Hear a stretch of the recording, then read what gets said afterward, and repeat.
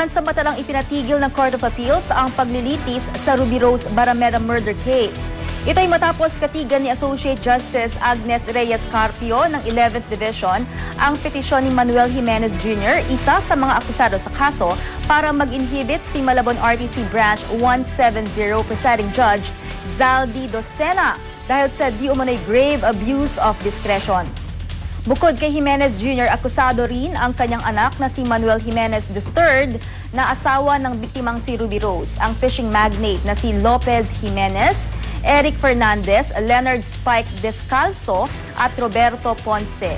Matatandaang nawala si Ruby Rose noong March 14, 2007.